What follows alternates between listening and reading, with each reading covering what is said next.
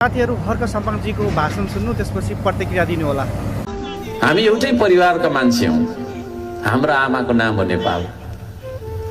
कुरा बुझ्नुभयो नि? यहाँ म यो पार्टीको म यो जातिको भनेर झगडा नगरौं। तपाई हाम्रो एउटा आमा हुनुहुन्छ है। हामी लडेको देख्दाखेरि हामी एकअर्कामा कुटाकुट गरेर है मारामार तानातान र हानहान गरेको देख्दाखेरि हाम्रो आमा युगौंदेखि रोइराख्नु भएको छ।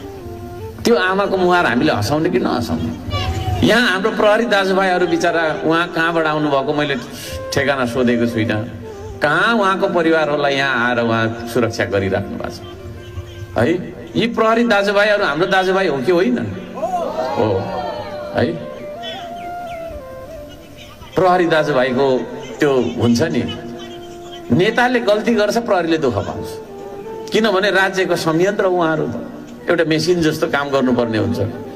प्रहरीले आफूले निर्णय गर्दैन हैन, आदेशको पालना गर्छ।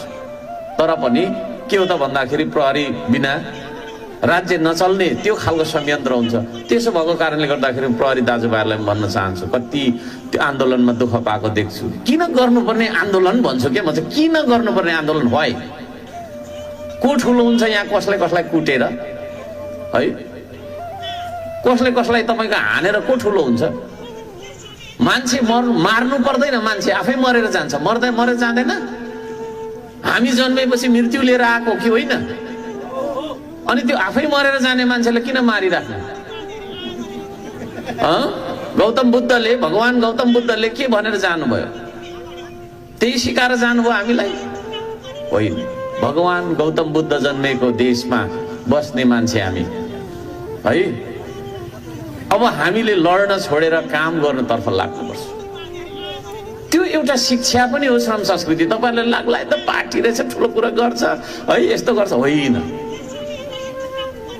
अनिकाल छ, अभाव छ। तपाईहरुले हामी सबै मिलेर काम गर्यो भने पो फल्छ त। एउटाले रोपेको बिरुवा अर्को गाएर कुदी गाएर उखेल्ने हैन, एउटाले ल्याउँदै गरेको पानीको पाइप अर्को गाएर काट्ने है। त्यो खालको चरित्र हाम्रो भयो भने हाम्रो देश बन्छ त? बन्दैन। त्यसो भएको कारणले गर्दाखेरि आदरणीय दाजुभाइ दिदीबहिनीहरू, हामी सबैजना मिलेर अब यो देशमा खेतीको तपाईको चाहिँ चलन हैन, रीतिको चलन, संस्कृतिको चलन चलाउनु पर्छ भन्ने तर्कका साथ हामी उपस्थित भएको कुरा म निवेदन गर्न चाहन्छु।